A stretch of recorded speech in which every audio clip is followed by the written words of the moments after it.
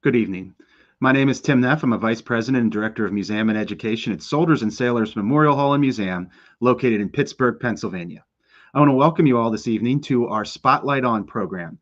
This program takes place the second Thursday of each month at 7 o'clock p.m., and we highlight different topics related to our mission here at the museum, and we share all the stories that we have and some of the artifacts that we have, and it's something that we hope you're enjoying and hope that you're learning from as we move through different topics each month.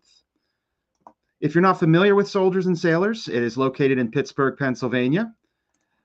And as I pull up a photo here, there's our beautiful building right there in Oakland, which is in the It's in the Oakland neighborhood, located near the campus of the University of Pittsburgh.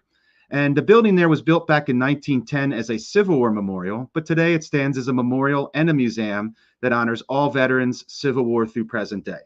And the museum is filled with artifacts that have been donated to us through the years by veterans and their families. And we use these objects to tell their stories, honor their service, and help facilitate programs like this. So once again, I want to thank you for joining us tonight. Also joining me tonight on screen will be our Curator of Collections, Michael Kraus. How are you doing today, Michael? I'm great, Tim.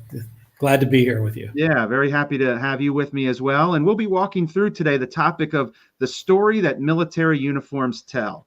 And of course, we're talking about United States uniforms here tonight, but we're going to look at a uniform and just through the years, what you can learn from just basically, what you see on a military uniform. And I think you'll be surprised how much you can without even knowing the individual that wore the uniform, what you can learn about their service.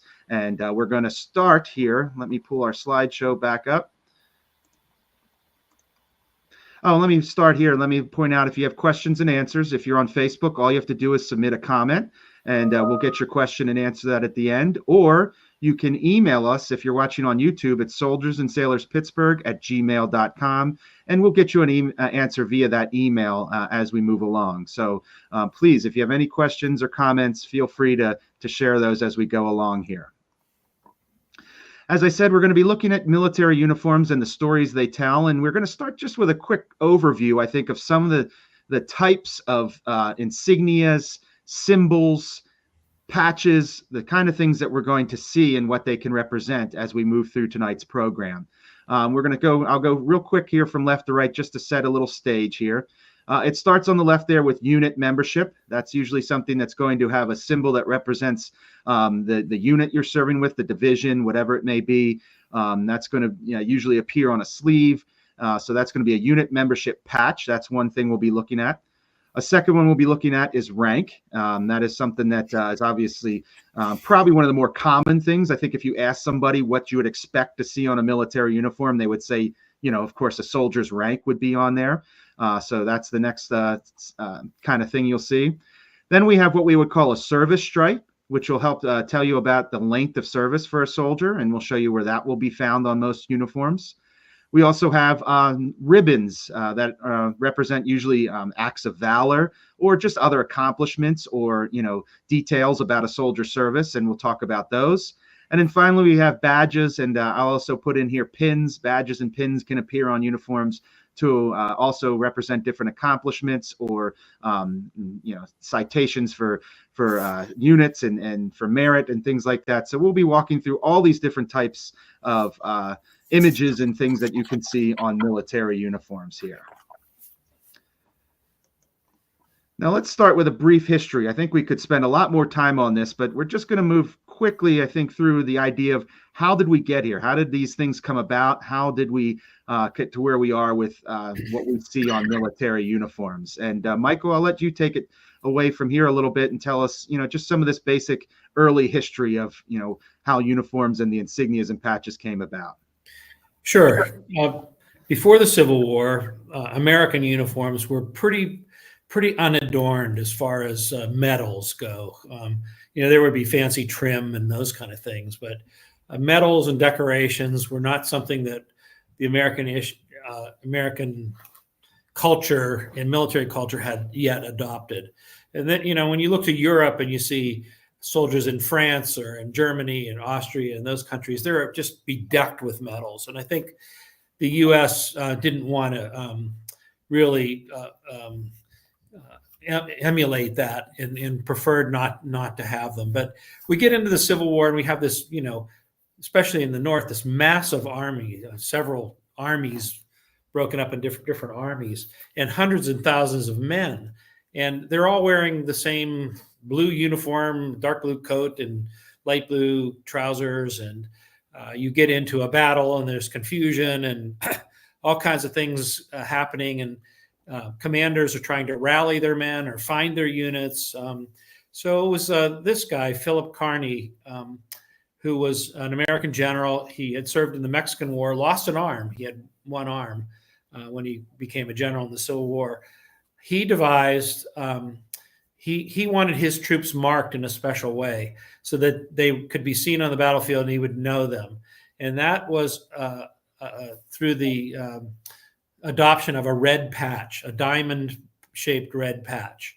And fortunately, they had a lot of troops had red blankets, and they were able to cut these patches out of blankets, and then eventually they were issued. But this became known as Kearny's division, this patch, the red patch division. And other military generals saw merit in that and thought to develop specialized insignia for each corps. So Kearny's red patch turns into the division insignia for the 3rd Army Corps. And then they'll be given different colors to indicate brigades, red, white, blue, 1st, 2nd, and 3rd. So he's really the generator of that, of the unit patch. Let's just call it a unit patch. It's much bigger than that, but it's a unit patch.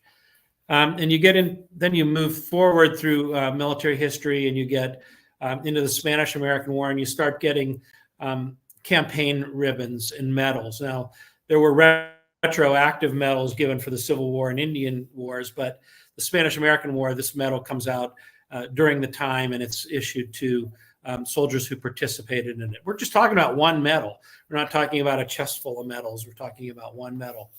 And then you get to World War I, and you start to see more insignia that more unit patches that are more specific, badges indicating awards, and it's just going to grow from there. It's just going to keep going from there.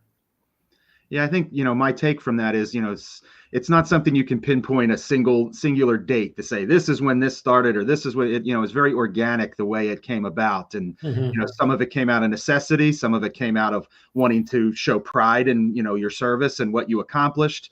It just kind of evolved, if you will, through the years. And I think that's what you were, basically describing right there as we've moved through. Now we have an example of one of those Corps badges that's from our collection.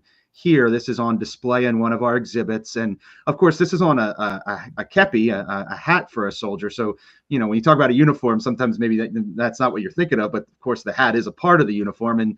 And what is so special about this hat? What are we looking at here, Michael? Well, you're right. There's actually, you can learn two things from this hat. One is the shamrock. That's not a lucky sign, for good luck. The shamrock was the device or the insignia of the 2nd Army Corps. So when you go through the Union Army Corps, you're going to have the 1st Army Corps as a circle, the 2nd Army Corps as a shamrock, the 3rd Army Corps a diamond, the 4th as a triangle, and so on. But here we see one. This is actually an Army-issued Corps badge for the 2nd Corps. Later, you would be able to privately purchase metal ones, gold, silver, brass, but this one is an Army issue, which makes it very significant. Now, they didn't have any regulations, like where to put it. Does it go on the sleeve? Does it go on the chest? Does it go on the cap? So a lot of times, different regiments or brigades, there would come an order from the top saying, all soldiers must affix the Corps badge to the top of the cap in the center. Or some would say above the breast. There would be different ways that it was accommodated. So we have this red shamrock, 2nd Army Corps. And again, the color is going to tell us what division the soldier belonged to. And red would be the 1st Division, red, white, blue. It's very simple to remember. So we know the soldier in the 2nd Army Corps, 1st Division. And you see that fancy coiling around there. That's called a quatrefoil, and that's an insignia that denotes an officer. And a single braid, which is what that is, denotes the rank of a captain or a lieutenant. So this is a cap worn by a captain of infantry in the 2nd Army Corps, 1st Division. In fact, we know who it is. His name was Captain Samuel Kerr, and he was a member of the 140th Pennsylvania Volunteer Infantry. And he served from 1862 right up to the end of the war in 1865, where he was wounded at Farmville in the heel. And as they were carrying him off the battlefield, he was shot through the other leg, and he went into a hospital in Washington. This is the end of the war. The war is going to end in 2 days, and he's wounded there. He goes into a hospital and he dies in less than a month. But this is, we learn a little bit about him just from his cap, what division he was in and his rank. Yeah. So, like I said, this is a piece that's on display in our museum. So I encourage you all. This will take a quick minute for a quick plug. Come visit us at Soldiers and Sailors and see all this stuff firsthand. I mean, it's one thing to see these photos, but you can come to the museum and see everything that we're showing you here up close and in person. Okay, we're now going to move on to a section that we're going to walk through here. We're going to revisit some more stuff from the collection that's on display. But this is kind of just what we're going to call as our composite example uniform that we're going to walk through. And we're going to really get an idea of, a word that I'm going to use. And I think you'll hear Michael use the geography of the uniform, kind of where things appear on the uniform, if it's on a breast, if it's on a shoulder, if it's on a sleeve, lower sleeve. Everything has a purpose in this case. And, we're going to kind of walk through that. So we've got a nice front shot here, and you see all that. I'll use a casual term here, all that bling, that you see sometimes in a movie. You'll see, guys with all this stuff on their uniform. And hopefully after we're done here today, you'll have a little better understanding of what you're looking at when you see uniforms that are all decked out like this. Is there anything you wanted to add just before we kind of start to go through some of the areas, Michael? No, I'd just like to reinforce your use of the word geography, because that's exactly what it is. Everything there has a place in a regulation and a meanings. And some guy just didn't wake up in the morning and start putting pins on them. This is all very intentional, and we're going to look at what that all means and where those things were placed. Yeah, I think our next slide will just help kind of go through this. We won't spend too much. We'll look at each of these up close and one by one, but this really gives you an idea of the different areas that we'll be addressing as we go through today. So you can see everything we just talked about, that geography that we're going to be walking through. And we're going to start here with the kind of the shoulder patch here with the spearhead. What are we looking at here, Michael? That would be, so you have obviously a left and a right shoulder to embellish. This is on the left shoulder. That would be the current unit that the soldier was serving in. And this is Special Operations Command. The soldier was an airborne soldier who earned a Ranger tab. That's a Ranger tab above it. That would be his current unit on that arm. And then you can kind of get a look at the above on the epaulets. There are a couple pieces. We didn't really photograph them well, but there's rank insignia is one of them, and then there's a Special Forces insignia, which is the other unit designation. Yeah, so that's one sleeve there. If we go to the other sleeve, so that's the current designation. What does this one represent, Michael? That's a combat unit. That's a unit that the soldier served in combat. And he. A person may have served in several different commands, but he may have chosen to wear that one especially because it's a Special Forces patch, Airborne Special Forces, and that would have been a patch. Again, he would wear while in combat on a combat uniform. Yeah, so that one's a little bit of a obviously very source of pride for that individual, because you can almost, if you serve long enough and you've bounced around a little bit, you have a selection to choose from what you would put on that sleeve versus the other sleeve, as you said, which is your current unit. And also we were seeing here down at the bottom, what are we looking at down at the bottom of the sleeve here? I touched on it earlier. These are what you would call service stripes, right? Yes. We have a World War II veteran that is a docent, and in his day, they were nicknamed Hershey bars, so he always calls them Hershey bars. But each one of those stripes represents 6 months service. So, you're getting, I think there's three and a half years there. Yeah, 7 stripes for 3.5 years. Yeah. 3.5 years of active duty service on that uniform. And it's an officer's uniform, so it has a black stripe at the bottom of the sleeve. Another difference between officer and enlisted. Yeah, right down to that little stripe at the bottom, which may not look like much, could just look like decoration, but even that, is designating the officer rank versus enlisted man.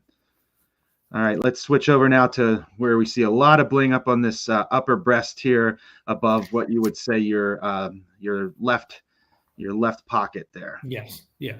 This is where you're going to wear the majority of your medals and decorations, and they go in a specific order from the highest on top to lesser ones on the bottom, and they're kind of divided into categories. There are personal decorations; those would be things that you achieved personally, like let's say a Purple Heart.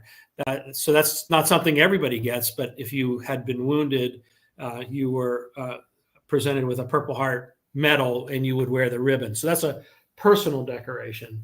Another category is special service, which are things like commendation medals and ribbons, good conduct.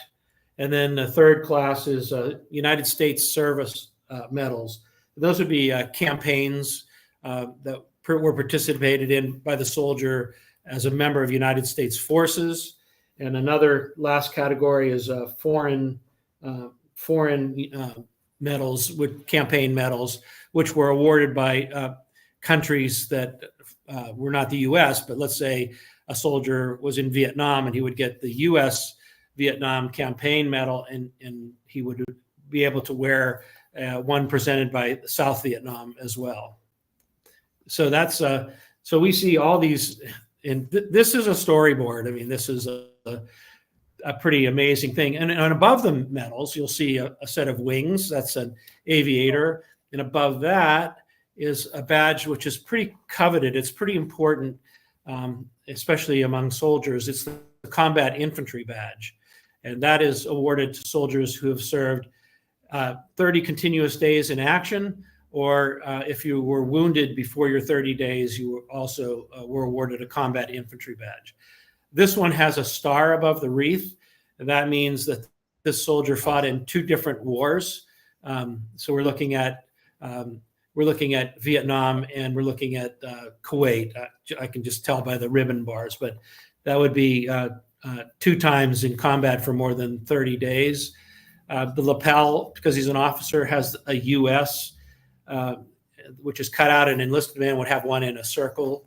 And then his branch insignia, crossed arrows, is Special Forces. Below the ribbon bars are pins that Tim had alluded to.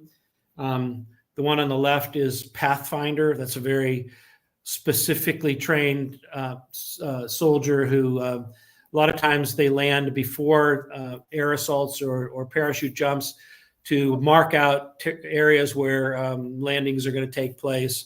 So it's a pretty risky, highly trained service area and an award. It's a pretty specialized combat thing when you see it, a Pathfinder. The second one is a Parachute Infantry badge. This means a soldier had trained in an airborne capacity and did parachute jumps. Affixed to this particular one are 3 stars, which are combat jumps, that he was represented by the stars that were awarded. And next to that is it's airborne. It's a helicopter assault badge, and below that is what is below that? Oh, Army parachute. I'm sorry, Pathfinder, Army parachute badge. It's another special award below that. So there's quite a lot going on there. As far as ribbons, if we look from the top, there's a Distinguished Service Cross. So that's second only to the Medal of Honor. There's Defense Distinguished Service, Army Distinguished Service, Distinguished Flying Cross. And you'll also notice some of the medals have little pins on them. And those pins, if it's a little oak leaf, means a second award or a third award. So the Distinguished Service Cross on this gentleman's uniform actually represents 3 awards of the Distinguished Service Cross, which is pretty remarkable. And we follow down. I'm just going to read off the ribbons because there's quite a few of them.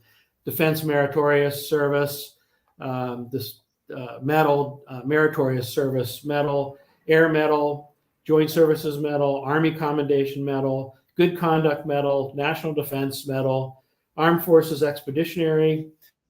That particular one has a little arrowhead device, and that arrowhead means that these were the first troops that came in on an assault. It was the first wave of troops that were in, and this soldier participated in one of those assaults. You have Vietnam Service Medal, Republic of Vietnam Campaign Medal, Kuwait Liberation Medal, and again, several devices that are on them.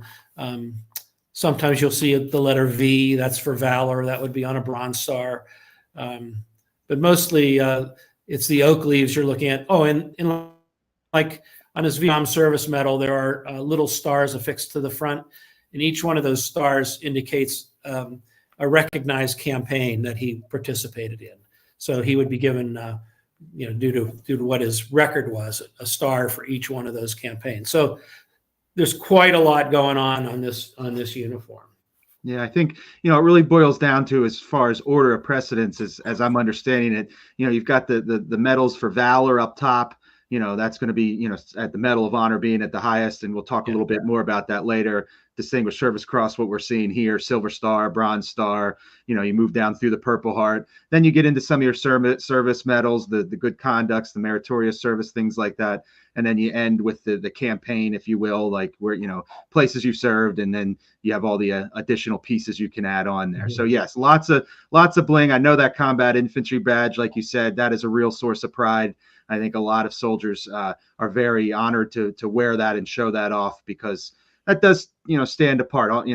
Don't get me wrong, all service is important. All veterans are important, but there is that extra little step of 30 days in combat can sure mean a lot, and something you want to, show off that you've been through that. And then we're going to move over to the other side here, and slightly different on this side. Looks a little similar, but what's the big difference here that we're seeing, Michael? These you see these 6 ribbons that are below. They're in little brass frames, and those are citations from our government and other governments. The one on the left, the blue one with the oak leaf clusters, which means 4 different awards of that, is a presidential unit citation. So the president, whatever unit the soldier belonged to at the time, the president recognized the meritorious citation in the combat service of that unit and awarded it a presidential unit citation. So that's another pretty a medal that soldiers are often very proud of. Beside that is the Army Meritorious Commendation, Vietnam Presidential Unit Citation,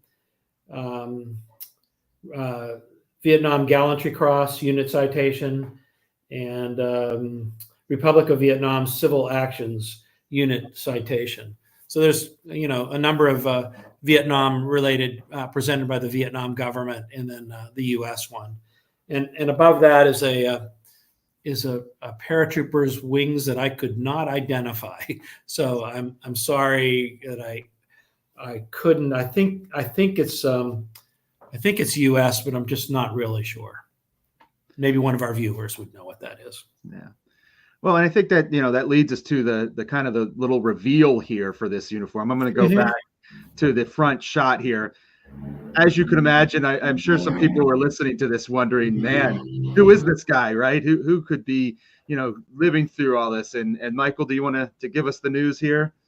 Yeah, we wondered, this guy must be extremely famous. And, this has to be a legendary person. But it's not. It's just a made-up coat. We got it from a collector who kind of, did a fantasy piece and put every conceivable thing other than the Medal of Honor on this coat that you could think of. So I don't want to say it's stolen valor because one person didn't wear this, but it is not one individual's service. It's kind of a billboard advertising in general. It's the unknown soldier, let's call him. Yeah, but it works well for what we're going for because it really, laid out a lot of the different examples of the kinds of pieces and symbols that you would see everywhere. But unfortunately, in this case, we are not able to, reveal the big name for this because, like Michael said, this person would be extremely famous, especially in the military world. In our world, we would know who this was as a result. But we are now going to shift gears and move on to people that we do know and then get to more things that are in our collection and on display. This piece is not on display. We just like to use it for this this little lesson here tonight. But let's move on here, and we're going to go in chronological order. So we're going to jump back to the Civil War here and get another idea of, kind of how this starts to evolve, how some of these symbols start coming about. And we're going to start with this uniform here that was worn by Sergeant Henry Krebs. Yeah, and again, remember, we're trying to tell you, like, what does this uniform tell us? What do we learn about this soldier by looking at it? And this is a Union Army frock coat. It's like a formal coat. It has long tails and a stand-up collar. In the Union Army, sometimes it was called a dress coat. But when you look at it, there are a couple things it tells us right away. On the collar, you can see it looks like yarn up there, but that's actually piping that's sky blue. It's faded. I mean, the coat's 160 years old, so it's faded a little. The sky blue is the indication for infantry, and we still use sky blue as a color for infantry today, and it even preceded the Civil War. But there you see it. You would look at this soldier right away and know he was an infantry soldier by the taping on his collar, and we'll see later there's some on the cuff as well. He has eagle buttons. That's the federal eagle. In the center of the eagle button is a capital letter I in a Roman type. That indicates infantry. Those are actually officers' buttons, but he's purchased a pair and sewn them on his own coat. On his sleeve, 3 stripes. We know 3 stripes are a sergeant, but if you look at during the Civil War, yes, it is a sergeant. But the difference between then and now is the chevrons point downward in this before the Civil War and Civil War, and now we wear them pointing up. So it's interesting to note that it wasn't standardized then. It's not what it was then is today. At some point in the early 1900s, they changed it to facing up. And on the right, that's his Corps badge, like we saw the second Corps badge. This is one that Sergeant Krebs purchased for himself. It's made out of gold and silver. He purchased it from a jeweler. A lot of jewelers made things to sell for the Army. Krebs was wounded and served some time in a hospital, so he may have had time to wander around a city and get himself a nice badge. So his name is engraved on the top, H.P. Krebs. His rank, he called himself an ensign because he bore the colors of the 77th Pennsylvania when he was wounded. And in some instances, that holds a rank of ensign. It's an unofficial rank. The Confederates used it as a rank, but the Union Army didn't. But he chose to put that in to differentiate himself from a regular sergeant, and his unit number, 77th Pennsylvania Volunteers. So we learn about Krebs by just looking at those 4 different objects on his symbols on his uniform. Yeah, and I know a lot of the things that I've read about and I know I talk a lot when I talk to students, that the pride that came from just having the eagle on your button. I mean, that was a phrase that was used. It was used by Frederick Douglass in a famous quote, that when you have that eagle on your button, you're in the Union soldier, or when you're in the Union Army and you are, in the Civil War. So such an important symbol. And I believe they kept the eagle on there at least through, World War I. Well, it's still on the dress uniform. Yeah. On dress uniforms, yeah. Mm-hmm. All right, you mentioned the piping. We have some close-ups here of the piping on the collar and the sleeve, and you touched on this a little bit. What more can you tell us about this? Just to indicate that it's in 2 places: the sleeve and the collar. Mm-hmm. But you get to see a little bit more of the the yarn look that you mentioned. I think that's kind of neat. Like that this is it stands out. I mean, it looks very hand done and just Really, really nice that way. All right, and sticking with the theme of piping, which clearly played a significant role in Civil War uniforms, we have a cavalry jacket here. This is a shell jacket, but what's this piping telling us, Michael? Again, the infantry is light blue, and the different branches would have different color. So cavalry was yellow, and it's still yellow today. There's piping on armored cavalry and other cavalry. But you look at this, and it's like a wide wool taping, like a half an inch wide, comes up the front of the jacket.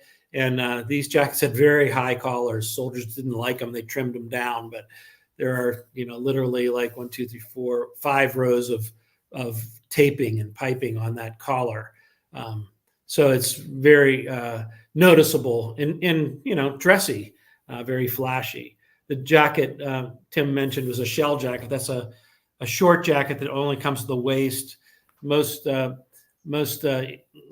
Krebs's frock coat had 9 buttons. This jacket has 12 smaller buttons. So it's buttoned very tight. It's worn very tight and trimmed in yellow to indicate cavalry. Artillery wore a very similar jacket, but it would be red piped rather than yellow.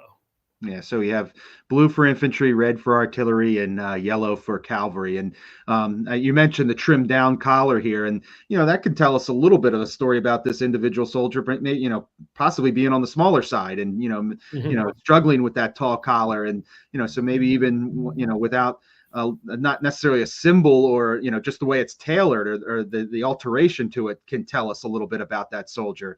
How he altered his uniform to make it fit him better. Right. And then one more that's piping here, and this is a Civil War musician's uniform. Yeah, this can be seen in our collection. It's a reproduction. It's a very rare uniform to have, but you see the light blue piping. We know that's infantry, and that special, that's called a gridiron, like a football field taping that's applied to the front of the coat is indicative of a musician. That's a regulation piping for a musician.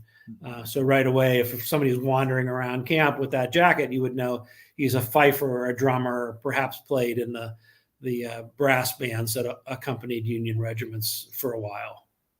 Yeah, and you could see some of these in a very small size because, there could be drummer boys wearing a uniform like this. Now, it is important to point out that there were, as many adult musicians in the Civil War, but drummer boys were a reality, and this uniform a smaller version of this could reflect a drummer boy's uniform. That's right. Yeah. Our next one here is Colonel John W. Patterson. So what are we seeing here, Michael?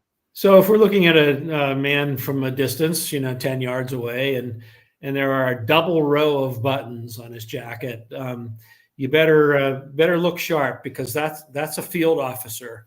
He would to have those 7 buttons and double-breasted would indicate he would be the rank of a major, lieutenant colonel, or colonel. This John W. Patterson was colonel, which is the highest-ranking officer in a Union Army infantry regiment.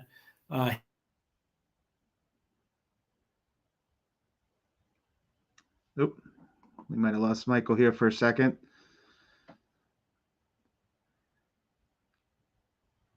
So he may have to reboot here to join us again, but I'll pick up a little bit where I can here. John Patterson, like he was saying, this is going to stand out as an officer's uniform with the 2 rows. He also has the shoulder epaulettes that are also going to designate that rank as well. The epaulette, I use that term that's talking about the actual patch that's wrapped around the shoulder up top there. We call those epaulettes, and that's going to be another designation of rank for this uniform here. He's also, you can just see at the very bottom there, a sash as well on this uniform as in addition to everything else we're seeing. If we move to the next one here, this is going to be not a uniform in itself. This is kind of interesting that we chose to add this, because this is not a physical uniform. All right, this is a collection that belonged to a gentleman by the name of Colonel James Patchell. And these are items that would have been found on his uniform at one time. Various shoulder straps. There's pieces of a regimental flag, which maybe didn't go on the uniform, but something that he collected. Eagle, infantry bugle. Another symbol for the infantry often was the bugle, which you see down in the bottom of that that shadow box here. So along with blue, you oftentimes see the bugle as an emblem for infantry. So these are different ranks that he achieved through his service. And this was all pulled off of the uniform at different times and created this beautiful framed piece that is going to sum up his service. So this is him taking these items that would appear on his uniform during the war, placing them in here because this is a record of his service. So yes, we're not seeing them on the uniform at this present time, but we are seeing how important they were to him to want to, put those puzzle pieces together to outline his service and talk about all the, his rise through the ranks and some of his accomplishments there. This is a piece that is on display in our museum. And like I said, it belonged to Colonel James Patchell of the 102nd Pennsylvania Volunteer Infantry. Okay, moving on here. This is Private John Straka, and this is from World War I. So now we're going to see some different aspects to the uniform coming about. First of all, the color's different. Let's start there, right? In the Civil War, blue was by far the most common color, although there were other colors used for uniforms. But by World War I, we are now going to start much more with a consistent color uniform, and that's this, what we would call an olive drab color. So I'm going to bring Michael back up here. Looks like Michael's back on his phone, being very resourceful here. I've kind of stumbled my way through the last couple Civil War uniforms, but we just arrived at World War I with Private John Straka. And I was just talking about the change in color, kind of moving to a very consistent olive drab color for these uniforms. You also see the buttons down there with the eagles on them. So that is a tradition that carries over. But now we start to see these appearance of medals and other things. So what are we seeing here, Michael? I'm going to hold on. I'm just going to click on. So there. Okay. That might be. Okay. Yeah, we see World War I, we're seeing the OD green uniform. It's a wool uniform. This uniform was used not only for dress or parade or whatever, but this is a fighting uniform as well. But you're seeing the collar discs. That's going to tell us branch that a soldier belongs to. This one has crossed rifles, which is infantry. And above the infantry is an MG, which is machine gun. So this John Straka belonged to a machine gun company within his regiment. And it was Company C was the company. Now, his patch on his shoulder is a 2nd Army Division. That same patch is still used today. There were a number of variations of it in World War I, but this is the one that the brigade that he belonged to. It's got an Indian head in the center of the patch. It's pretty famous design. You'll also notice a knotted tassel-like object hanging from his shoulder strap, and that's called a fourragère. And that means that was given by the country of France to regiments that fought in France. And that was, again, a point of honor to wear. It's green and red braided. It has on it a very small pin, a 2nd Division pin, and also a crossed rifle with machine gun, which is kind of neat. It kind of doubles up on his other.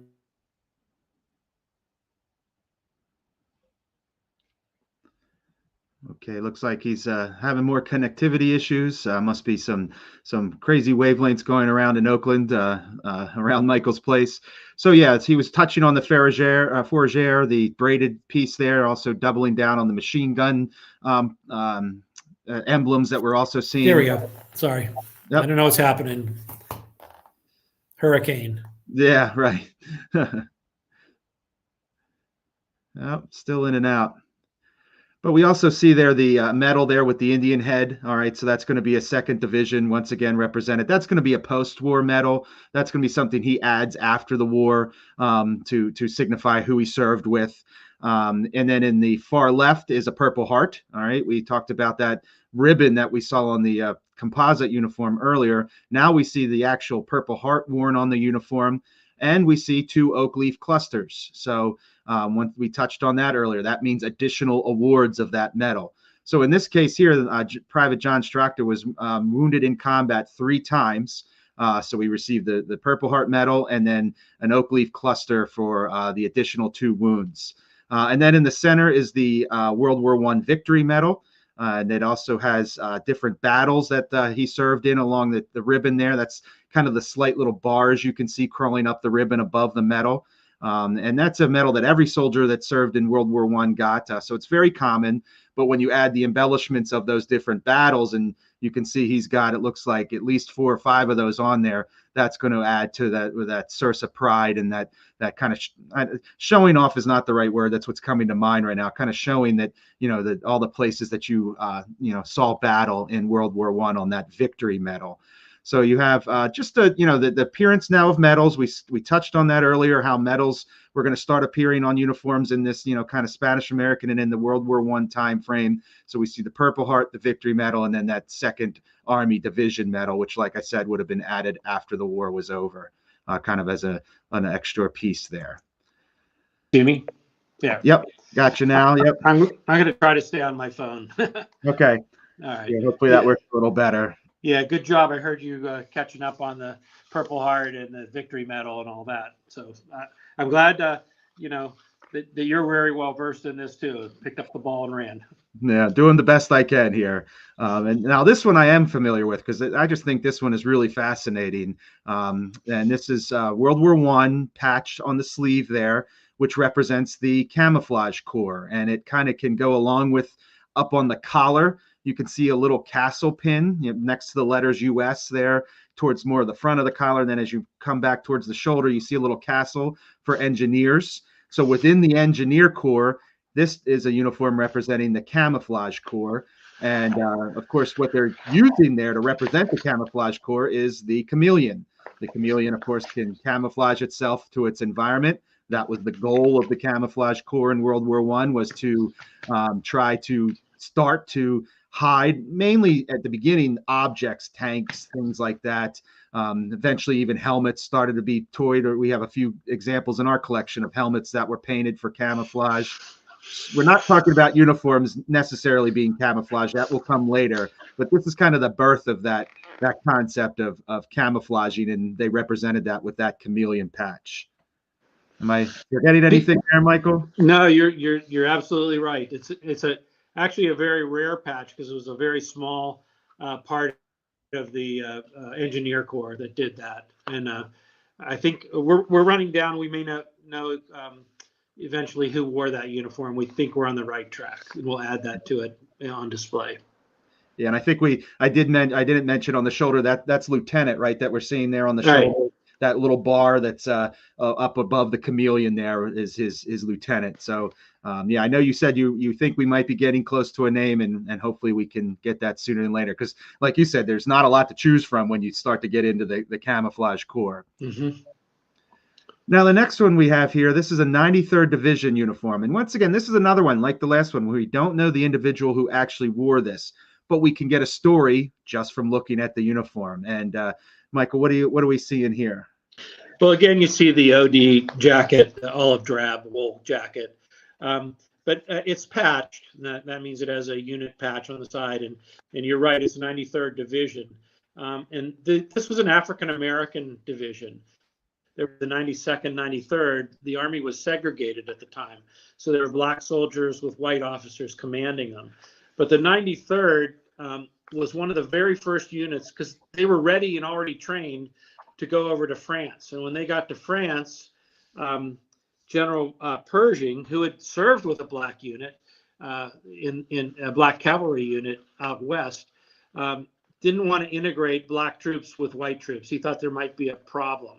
So he lent the 93rd Division to the French Army, and they fought alongside the French Army. And because they did that, they were issued a lot of French gear, French rifles, French webbing and equipment, and French helmets. So on the right, what you see is a French helmet. It's called an Adrian helmet. And it looks like a coal miner's helmet. You know, it's got a flange off to the side and a rib on the top. And the 93rd Division, when they were designing their patch, World War I patches were designed really at the end of the war and weren't applied to uniforms until the 1918 and 1919. But the 93rd chose to use a variation, an interpretation of the French helmet. So it's a profile of the French helmet on his sleeve, and it's actually made out of French cloth, like a light blue French cloth, the pieces, and they're sewn onto a black background. So it's an amazing story for an amazing division. They fought in combat longer than any other American division in France in World War I. So, we're only now starting to give them the accolades that they deserve. And below that is a stripe that, you might think that that's a private's chevron, but that is actually a discharge stripe. World War I soldiers, when they were discharged, were issued a single red stripe, and they were sewn onto the sleeve of the uniform, meaning they were no longer in service but had been discharged. So here again, we have another whole story just by looking at 2 or 3 elements of a uniform. Yeah, and I think this is a story that's so much bigger than just an individual. It speaks of the time. It speaks of what these African American soldiers were going through, and how they were viewed by other soldiers, and how they were prejudice held against them in many cases. It's telling us such a big story here, and it's all coming just from this patch, from World War I here. All right, I think that's going to bring us to World War II, and we're going to start here with Sergeant James Schell, and we're going to learn about him. He's an airborne soldier, 82nd Airborne Division. This is his Ike jacket, which is going to be his formal Class A dress uniform. Maybe this is a good time to point out, this is really the first time now in World War II we've seen this distinction of battle fatigue or combat uniform versus dress uniform, or in the informal name of Ike jacket, of course, nicknamed after General Eisenhower. But this is an 82nd Airborne Ike jacket, and you're going to see some pretty amazing pieces on here. Michael, what are we seeing as far as his ribbons and that parachute patch there? Yeah, now his ribbons, again, we're looking at, he has no personal decorations, no Bronze Star Medal, no Silver Star, no Purple Heart, but his medals start with his campaign medals, and the very first one on the left is European Theater of Operations medal, and it has 4 stars and an arrowhead on it. So these are 4 separate campaigns that the 82nd was involved in, and the arrowhead signifies the Normandy landing. They were part of the assault troops that landed first. They're the point of the spear in Normandy, and that is why we see the little arrowhead on the ribbon. The other 2 are just kind of like the ones American defense in Europe in World War II victory. They're kind of just medals, but they also tell part of the story. But the wings above them, that's a parachute badge, Army parachute badge, jump wings. The oval background in the back is significant.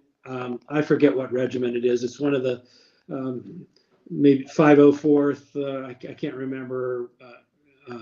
All-American 82nd Division uniform. Each regiment had a different color oval patch. The border would be different. The center would be different. And inside of that, he wears his jump wings. Now you can probably see there are 2 jump combat stars on his wings that were affixed to it. So that's a pretty important piece. And if we look at the slide on the left, we can see he was a sergeant. He's got 4 bars, meaning 2 years service overseas. So that's a very famed regiment, and we're picking up elements of his story by reading what's on it. Yeah, and it is the 505th Regiment. You were just one off, Michael. Yeah, it was one off. Yeah, just one off there. But yeah, now you get to see the rank we talked about earlier. I just want to reinforce. Now we're seeing the chevrons pointed up. This is the first time we're seeing that as a change from the earlier version we saw from the Civil War. Then we have the 78th Division uniform from World War II, and they're also known as the Lightning Bolt Division. Once again, this is another Ike jacket, and some elements we've seen before, right, Michael? What are we seeing here? Yeah, we got the unit patch, the fourragère, the chevrons, the medals on his above his chest. There's a Purple Heart is the first one, combat infantry badge. But the thing that's different about this on the lapel, the disc is the branch. So that would be infantry. There'd be a crossed rifles within the disc, and the other is this distinctive unit insignia. These would be within the 78th Division. It would be a particular infantry regiment.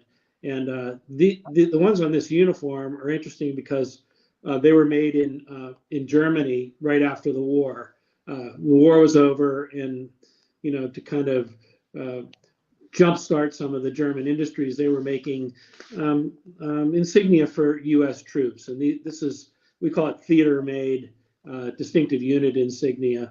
And right now he's wearing it on the lapel. Eventually that would end up by regulation to be on his epaulet strap. So it's just a nice uniform representing the way that this soldier came home and wore his medals, ribbons, and his story. Then we have this technician 5th grade Joseph Deladati uniform here, and a really cool patch. This is one of my favorite patches we see. I'll take a quick second to talk about that, because this is a patch that is on the uniform that I take out the schools to talk about. So I'm very familiar with it, and it's basically representing a tank destroyer. So this is a representative of a job almost that the soldier's going to have as part of a unit that destroys tanks. And you see the cat's mouth there biting down through tank treads to represent that very unique job of tank destroyer. So pretty cool. I just think it's a very illustrative patch. Really, I think it's easy for kids to understand. Wow, that's so obvious what that is once it's explained to you. And then on the right, we see some of the familiar things we've seen up to this point, right, Michael? The service stripes and rank there, and then some ribbons. Yeah, the jacket on display here is a little different because it's what they call the four-pocket. It's like a suit jacket, but it also this soldier fought in the Pacific Theater. So when you jump down to his second ribbon bar, if you can see that yellow bar with the little stars, he's an Army soldier fighting in the Pacific Theater in a tank destroyer regiment. So it's pretty interesting. And look how many service stripes this guy has. It's pretty amazing. Yeah, and then now we're going to switch gears up here to get to Vietnam. And now let's be clear, this uniform is not a part of our collection, but we wanted to share this for a very specific reason, because it is highlighting something we have not highlighted yet. And that's the Medal of Honor, right, Michael? Right. This is a uniform in a private collection, but unlike the one that was just made up, this is actually real. This is a real man. These are his real ribbons and decorations. And if you look at it, his chest on the right side, the ribbon that's on the very top is the Medal of Honor. So that is the highest decoration, and it's placed on the very, very top as the first one. And the others are, Distinguished Service Cross and Good Conduct and campaigns and everything. But this is a soldier that was in Special Forces who was not recognized at the time with the Medal of Honor. Do you have his name? I can't see his name. Yeah, Master Sergeant Roy Benavidez. Yeah. He was overlooked for a medal, probably because he was Hispanic, and Ronald Reagan, when a lot of times they'll review records and look for people they missed, especially minorities. And when this was picked up, Reagan awarded him his Medal of Honor. And this is the uniform he wore later in life with the medal ribbon bar on it. And I think I'll just point out real quick, you can also, as you can maybe just make out in the photo of him on that looks like a cover of his book there, he is also wearing the medal around his neck. And the Medal of Honor is the only medal that can be worn that way around your neck. It can be also represented with a ribbon, which Michael just told us about, but it also sometimes you see individuals wearing that also around your neck. And I just think it shows, that it's special significance because it's the only medal that is allowed to be worn that way. And really the only medal that's allowed to be worn, the actual physical medal versus the representation through ribbons. Then our next one here is another one we're kind of getting away now. This kind of ties together some things we've talked about. So we're kind of away from patches and insignias and symbols on this one. We're now looking at just the camouflage pattern. We talked about kind of that early camouflage in World War I. Now we're seeing in the Vietnam War the use of this tiger stripe camouflage. And what does that represent, Michael, when you see that tiger stripe camouflage? Well, this is not a uniform that was issued or made by the United States. This is this particular type of camouflage, the tiger stripe, was used by South Vietnamese special forces, and a lot of our guys, the special forces who worked in conjunction with them, adopted the tiger stripe uniform, and it kind of says right off the bat that the soldier is a special forces, and we see it worn on the right by a soldier named Mike Flournoy, who was only 18 when he went to Vietnam and became did several tours as a special forces soldier, and he's wearing, as you can see, the tiger stripe uniform. And you can tell us a little bit more about Mike. Yeah, you can see there he's got his nickname, it almost, Recondo Flournoy down there. And Mike Flournoy would go on to be a longtime board member and friend to soldiers and sailors, and very honored to have met him and got to know him a little bit as a board member at Soldiers and Sailors. Now, let's be clear, that uniform that we're seeing is not his, but we wanted to share that photo of him just because he was such an important person at Soldiers and Sailors for so many years. Yeah, and the uniform is just so easy to distinguish, like in it, if you look at photographs during the Vietnam War and you see it, you know right away it's special forces. And so did American troops who encountered guys wearing those uniforms, knew that they were special forces. Yeah. And then that's going to bring us up to more modern times. And this is a graphic that Michael found, which is, I think, really interesting. Now we've really drilled down on, how exactly to put your uniform together, right? I mean, it's like really explaining everything to the soldier, where every little thing should go, from, your rank patch right there in the center down where you would almost imagine your buttons would go. There aren't buttons on the uniform, but where you would think buttons would go. The name tape with your last name there on your right breast, the reverse flag patch, which I think a lot of people, I get that question a whole lot about, why are flags reversed on military uniforms, current uniforms? And the explanation I've always understood is it's really to show that the Army is moving forward, that it's about advancement. So if you're moving forward, the flag would be flying kind of back off of you. So it's representative of moving forward. Am I correct on that, Michael? Is that how you've understood it? Yeah, that's exactly right.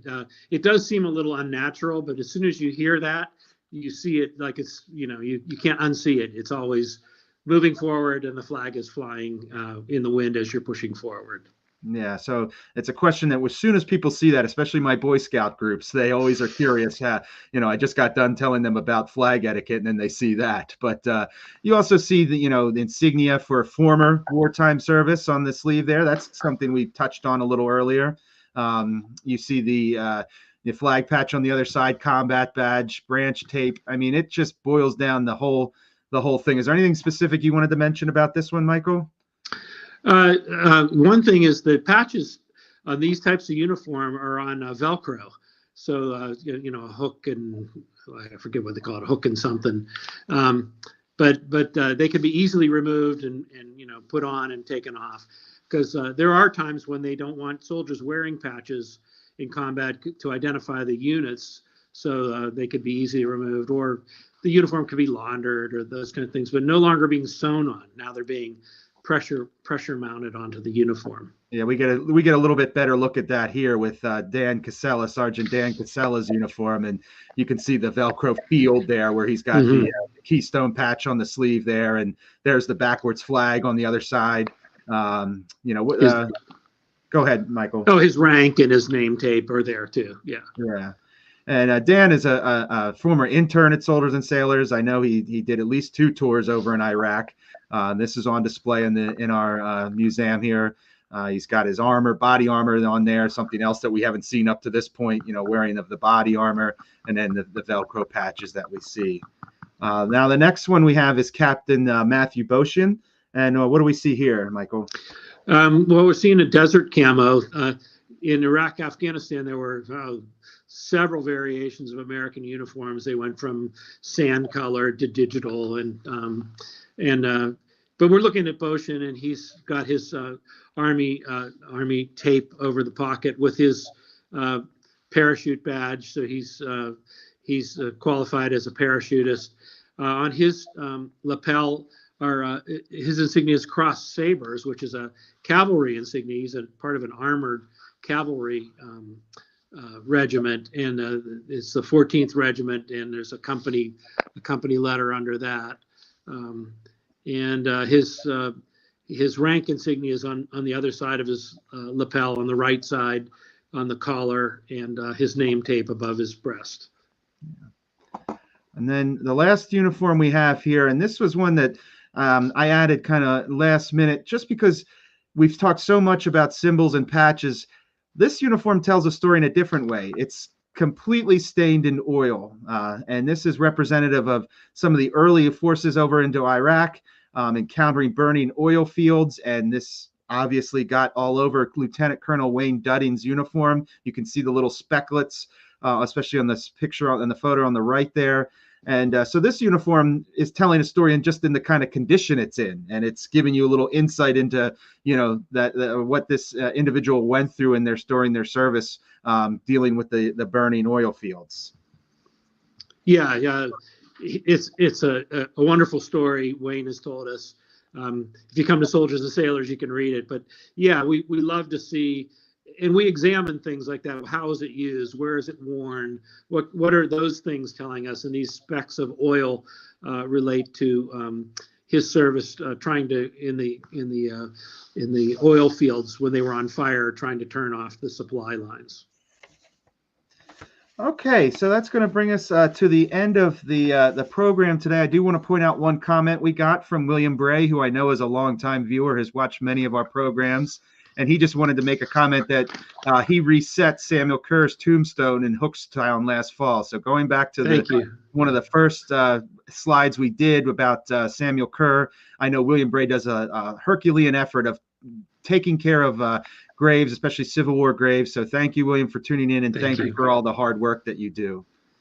Also, we want to do a quick correction. A gentleman was kind enough by the name of Jerry Gill Martin reached out to us to let us know that he was watching one of our programs in our archives. Maybe this is a good time to point that out. You can watch these programs anytime on our YouTube and Facebook pages. They are archived. And we were doing a program about flags and talking about a landing craft flag that we have from D-Day. Wonderful piece. And we used a photo just to show the type of craft. And in our haste, we used a LCT photo. And he was kind enough to point that out and share with us this photo, which is more accurate to the flag we have of an LCI, a landing craft infantry ship from World War II. So he was kind enough to share that to us. We are certainly very willing to admit when we're wrong. We are not 100% accurate on everything. So we thank you for letting us know that. And we wanted to let other people know, if you ever come across anything like that, please be free to share that with us. We will take that and take that criticism and get it corrected. Okay, coming up at Soldiers and Sailors, we have so much going on at in and around the museum. You can visit us Monday through Saturday, 10 to 4. Guided tours are available by appointment. We have the tabletop gamer session coming up on October 19th, which is going to be pre-World War II theme. So come play some board games, not video games, board games at Soldiers and Sailors. That's what I love about that program. Gets away from the screens and gets people of all ages playing these military-themed board games. Tomorrow night is our Silence of the Lambs cage night. If you don't know this, Soldiers and Sailors is the site where some of the movie Silence of the Lambs was filmed. And each year we do an event to commemorate that filming. So tomorrow night from 5:30 to 10, you can come and we'll show the movie, but we'll also have a reproduction of the cage scene, which is the big scene that was filmed in our building, and all kinds of vendors and food. It's a great night. Visit our website to learn more about that and to order tickets. I do believe there are some tickets left, although that does usually sell out. So probably not very many tickets left. Then we also will be at the Pittsburgh Penguins Veterans Day game on November 11th. Come see us there. If you're a Pens fan and you go to the games on a regular basis, stop by and see us. We're in the concourse level. They'll make an announcement and let you know where we are. but come check out some of the uniforms that we bring to that event on November 11th. And as always, you can always learn more about us at soldiersandsailorshall.org. And then last but not least, next month's program, November 14th, 2024 at 7 p.m. will be Spotlight on the History of Veterans Organizations and Soldiers and Sailors. There's always been an intertwined connection between different veterans organizations, starting with the Grand Army of the Republic, the GAR, who conceived of soldiers and sailors from the Civil War, but then moving through the more modern ones, the VFWs and the American Legions and other veterans groups and organizations that we will highlight, their history a little bit and really spend a lot of time talking about their connection to soldiers and sailors. So please join us next month on November 14th for that program. With that, I want to thank you all for tuning in tonight. Michael, thank you for struggling through your connection issues, but still coming through with such valuable information. And I'm going to just say good night to everybody and hope to see you next month. Take care.